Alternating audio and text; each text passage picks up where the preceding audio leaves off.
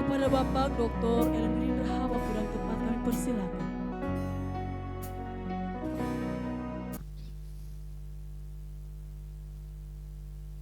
Saya percaya bahwa kita semua bahagia, amin. Apalagi para wisudawan, wisudawati, saya lihat hari ini mereka berseri-seri manis wajahnya karena suatu kesempatan yang tak terlupakan dan menjadi sejarah bagi kita bahwa saudara hari ini anugerah Tuhan melimpah. Bukan karena wisuda, tapi karena anugerah Tuhan melimpah. Nah, saudaraku, dalam nama Tuhan Yesus yang saya hormati, Ketua STT Hagiasmos Mission Jakarta, Bapak Dr. Junior Nathan Silalahi, beserta seluruh sivitas akademika Sekolah Tinggi Teologi STT HAMI, para tamu undangan yang terhormat, para orang tua dan keluarga wisudawan dan wisudawati, dan tentunya para wisudawan dan wisudawati yang saya kasihi dalam Kristus. Salam sejahtera dalam kasih Tuhan kita Yesus Kristus. Shalom. Hari ini kita berkumpul dalam sebuah perayaan yang penuh sukacita, momen wisuda yang menjadi tonggak penting dalam perjalanan hidup para mahasiswa yang telah menyelesaikan masa studi teologi mereka. Namun izinkan saya mengingatkan kita semua, hari ini bukanlah titik akhir, melainkan sebuah awal dari panggilan yang lebih besar, panggilan untuk hidup dalam hati misi. Saudara dari rektorat memberikan sama saya suatu tema tentang hati misi pada hari ini. Dan dalam ayat ini saudara, dan sebelum saya lanjutkan, tentunya semua para mahasiswa dan mahasiswi telah mengenal saya dan nama saya ada di atas. Itu Dr. Elendri Raha, Sarjana Teologi, Master of Art in Counseling, dan PhD in Counseling juga. Dan hari ini saya diberikan suatu tema, yaitu hati misi, yang dikutip dari 1 Korintus pasal 9 ayat 16. Kalau kita perhatikan kata-kata ini membakar semangat kita. Amin. Kenapa bunyinya begini? Celakalah aku jika aku tidak memberitakan Injil. Kita sama-sama baca. 1, 2, 3 ya. Jika aku tidak memberitakan Injil. Siap celaka? Supaya jangan celaka, beritakan Injil.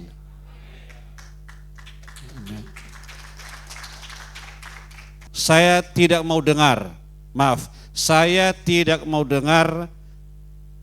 alumni STT HAMI celaka oleh karena tidak mau menginjil. Tapi saya merindukan semua STT HAMI mengabarkan Injil ke seluruh dunia. Latar belakang penulisan daripada ayat ini saudara,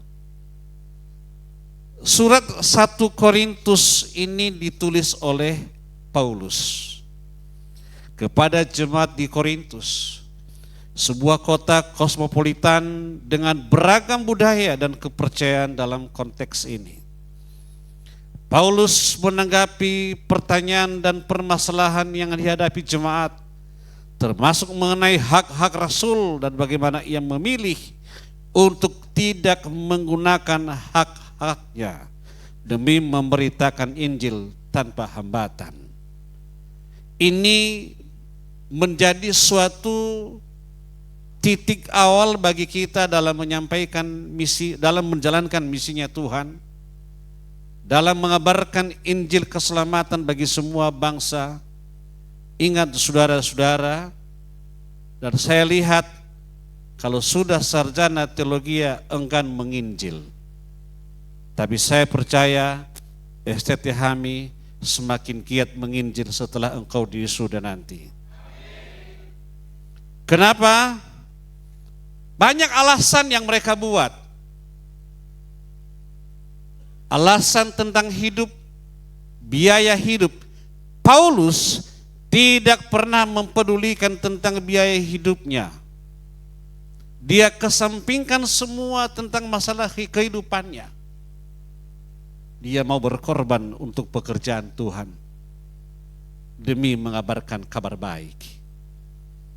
Saudara-saudara, beberapa bulan yang lalu saya bersama istri pergi ke suatu toko buku. Dan di toko buku itu ada tulisan kabar baik.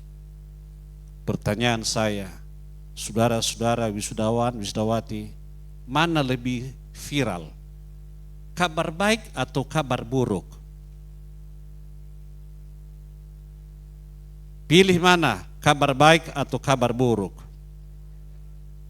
Banyak orang mengatakan karena dia sarjana teologi berkata kabar baik, padahal kabar buruk yang paling cepat viral. Contohnya, kalau sempat diviralkan, Ketua Umum Sinode Gereja Kristen Baitani setelah selingkuh, pasti semua jangan bilang-bilang ya. Betul atau salah? Halo? Betul atau salah? STT, ketua rektor STT-HAMI selingkuh dengan stafnya. Pasti cepat viral. Betul? Lalu mulai engkau berangsur-angsur, jangan engkau sekolah di perguruan tinggi STT-HAMI. Kenapa? Karena ada masalah. Jangan bilang-bilang. Jangan bilang-bilang ini yang bahaya. Semakin jangan dibilang-bilang, semakin dibilang-bilang. Tetapi tentang masalah kabar keselamatan dikesampingkan, saudara. Kabar baik ini saya berharap jangan putus sampai engkau menerima perpindahan toga ini dari kiri ke kanan. Lanjutkan pekerjaan Tuhan, mengabarkan kabar baik. Yesus adalah Tuhan. Amin. Saudaraku, Paulus ini banyak tantangan-rintangan yang dihadapinya, kelaparan, kesusahan, tenggelam kapalnya, dilempar dia batu, mau dilempar batu. Mau kapalnya tenggelam. Saudara, Paulus mengalami kapal tenggelam, mengalami dilempar batu, saudara. Apakah berhenti menginjil? Enggak. Paulus tidak pernah berhenti menginjil. Semakin dilempar batu, semakin menginjil. Semakin kapal tenggelam, semakin menginjil. Halo? Semakin kelaparan, semakin menginjil. Jangan kau bilang jemaat tidak memberikan apa-apa kepada kami. Halo? Saudara-saudara, jangan engkau mengeluh. Kalau engkau mengeluh, bagaimana kalau jemaat mengeluh kepada pendeta, bagus. Pendeta mengeluh sama siapa? Sama Tuhan. Jangan mengeluh sama teman-teman. Engkau mengeluh sama temanmu, tahu apa katanya? Bahasa Inggris begini, munggil engkau.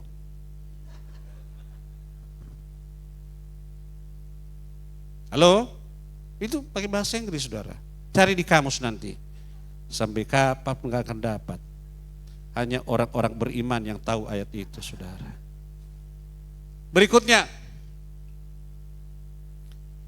bentuk aorist subjektif dari kata kerja, ya, yang berarti memberitakan kabar baik, menginjil, evangelist, atau membawa Injil. Kata ini menyiratkan tindakan aktif dan berkelanjutan, berkesinambungan, terus menerus. Kalau evangelis itu adalah terus menerus, tidak berhenti, tidak bulan-bulan, tidak dalam sebulan, terus dan terus dan terus menginjil. Tidak mengenal waktu, baik waktu atau tidak, sampaikanlah Injil. Paulus berkata, jika tidak, arti di sini menyatakan kemungkinan bahwa yang bersyarat. Artinya ada sebuah konsekuensi yang berat bila Injil tidak diberitakan. Bila Injil tidak diberitakan artinya saudara celaka. Kalau kita mengambil konsep ini bagi diri kita, daripada celaka lebih bagus aku menginjil. Berakar dalam Injil, bergerak dalam kasih. Sama-sama baca, 1, 2, 3 ya. Hati misi bukan hanya soal pergi ke tempat jauh. Ya, bukan cari tempat yang paling jauh, enggak, saudara. Hati misi adalah gaya hidup. Katakan, hati misi gaya hidup. Jadi gaya hidup, coba berapa orang hari ini? Ada 30 orang. 32 orang memiliki gaya hidup yang sama dalam menginjil. Indonesia ini kita rebut untuk Tuhan. Tapi kalau hanya satunya yang menginjil, yang lain pulang kampung dan nggak tahu kemana. Jadikanlah pelayanan penginjilan itu gaya hidup. Amin. Gaya hidup. Apa gaya hidup saudara?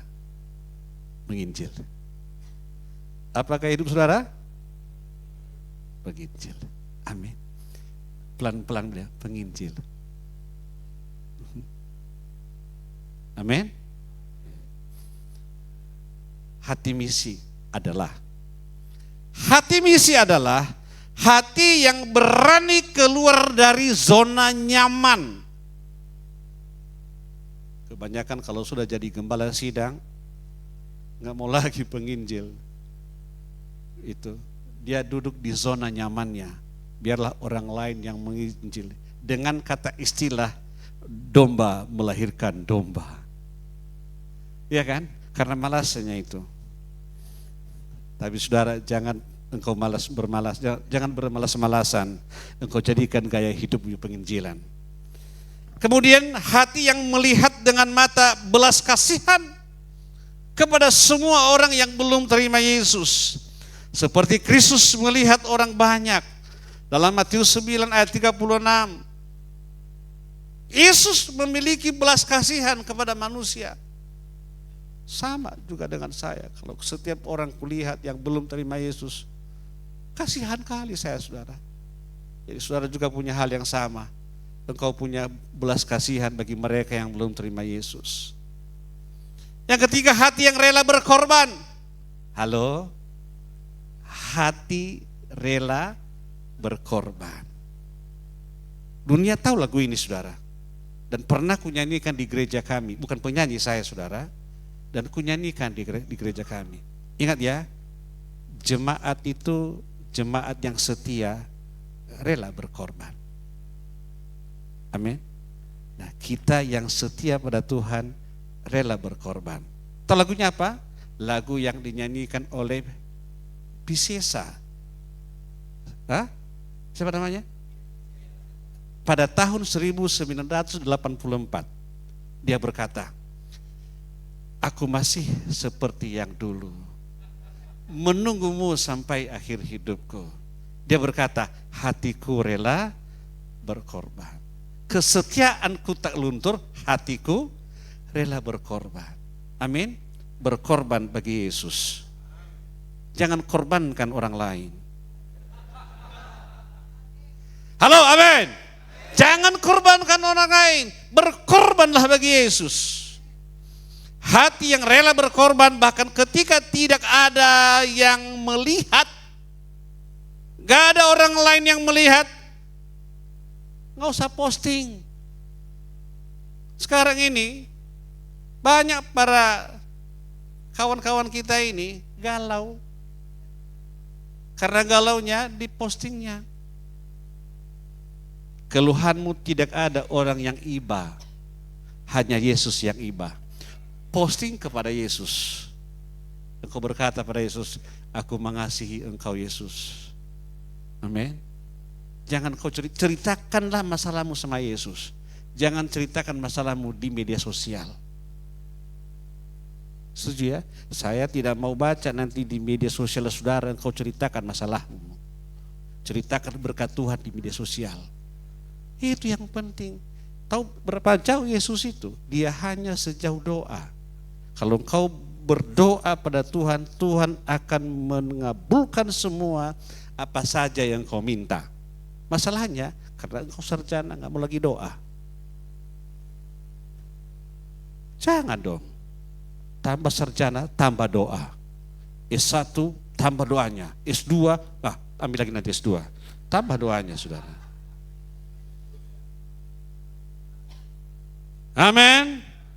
Misi bukan hanya tugas, tapi identitas. Ulangi, identitas. Kita bukan hanya melakukan misi, kita adalah orang yang hidup untuk misi. Ada amin? Kita hidup untuk misi. Lanjut bang. Saya mau kasih contoh 2 tokoh dalam Alkitab. 2 saja dulu. Nanti kalau banyak nggak cukup waktu. Hanya dikasih sama saya waktu 30 menit. Musa berhati misi. Musa berhati misi dalam Alkitab berarti ia memiliki panggilan atau tugas khusus dari Tuhan yang ia jalankan dengan penuh dedikasi. Misi utama Musa adalah membebaskan bangsa Israel dari perbudakan Mesir dan memimpin mereka menuju tanah perjanjian.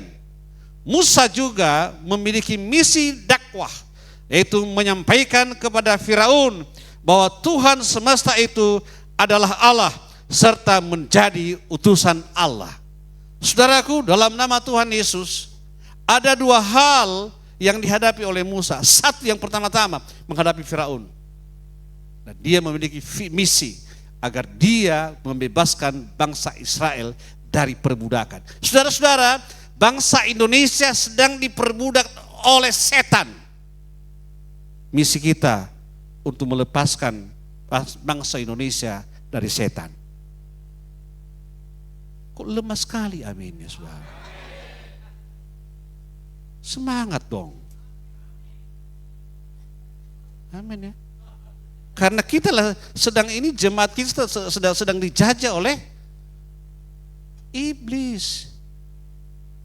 Jadi kita bebaskan mereka untuk menuju kepada tanah perjanjian, kepada Kristus Yesus Tuhan.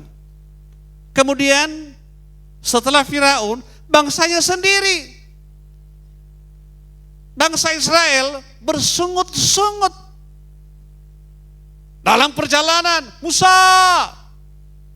di Mesir ada BPK. Tahu BPK? Ada kol. Apa lagi? Ada bawang prei. Ada semangka. Tapi di sini hanya mana ini enek rasanya, saudara. Bersungut-sungut dia. Saudara, kalau jemaat itu bersungut-sungut, doakan mereka. Jangan kau bilang keluar dari sini. Jangan, tolong jangan ya, jangan begitu ya. Tapi doakan mereka, Tuhan akan memberikan yang terindah bagi saudara. Amin saudara, kita harus punya misi. Kalau jemaat bersungut-sungut, engkaulah jawaban bagi mereka. Yang kemudian, Yesus berhati misi. Dalam Matius pasal 9 ayat 35. Demikianlah Yesus berkeliling ke semua kota dan desa. Kan kita duduk santai di rumah. Ini Yesus.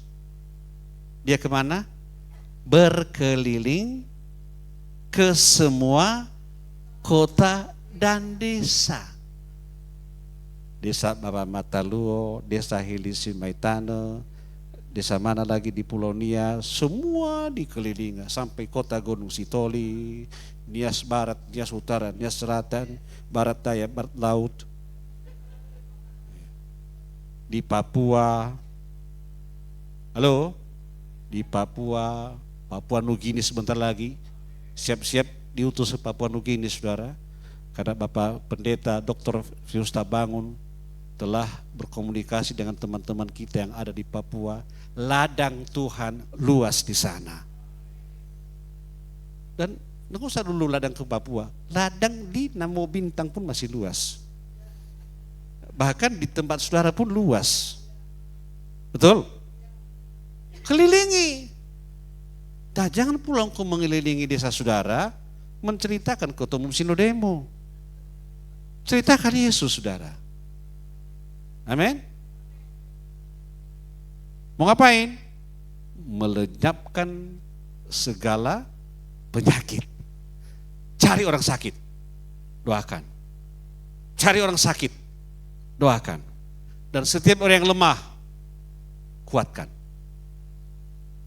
Karena banyak kali orang yang lemah dan kuat, orang yang lemah saat ini. Kenapa? Gara-gara harga karet di kampung gak ada. Turun harga karet. Harga cabai di Tanah Karo turun semua. Jeruknya semua gak berbuah bagus. Kuatkan mereka. Amin. Itu dia. Jangan pula, berpuluhan belum kau bayar. Ya, itu namanya intimidasi, saudara, kalau begitu. Penutup. Berjalan dalam panggilan Injil.